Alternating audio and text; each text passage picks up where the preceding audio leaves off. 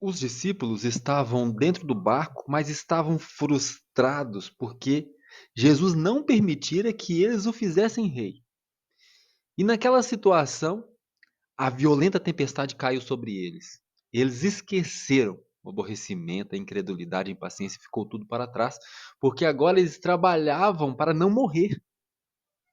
Muitas vezes Deus envia tempestade justamente porque nós estamos totalmente desviados, a nossa mente totalmente desviada. E eles lutaram do entardecer até as 3 horas da manhã. Então eles desistiram. Vamos morrer. Eles falaram: agora estamos perdidos. Porém, Jesus não esquecera deles. Da praia, ele estava observando e não perdeu de vista nem um minuto os discípulos. Aquela era a preciosa carga de homens que viriam ser a luz do mundo. Jesus não havia esquecido. Então, quando eles desistiram, Jesus estava se aproximando deles, andando por cima das águas. E eles então, depois de ver um relâmpago, eles viram um misterioso vulto aproximando deles. E eles ficaram agora com medo, com os olhos voltados para aquele homem caminhando sobre as águas. Sabe o que eles pensaram que era? Um fantasma. Tão afastados estavam de Deus que pensaram que era um fantasma para anunciar a ruína deles. E começaram a gritar: nós vamos morrer, agora chegou a morte. E Jesus avança como se fosse passar do barco.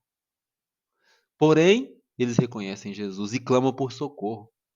Jesus então volta e fala uma frase que acalma os temores, tanto deles quanto nossos. Ele diz assim: ó, tende bom ânimo, sou eu, não temais. A voz de Jesus é capaz de nos acalmar.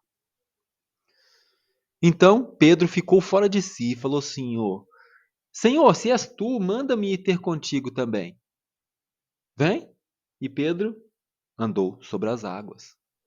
No meio do caminho, porém, ele, satisfeito consigo, olhou para trás, como se, ó, tá vendo? Sou melhor do que vocês. Eu ando sobre as águas.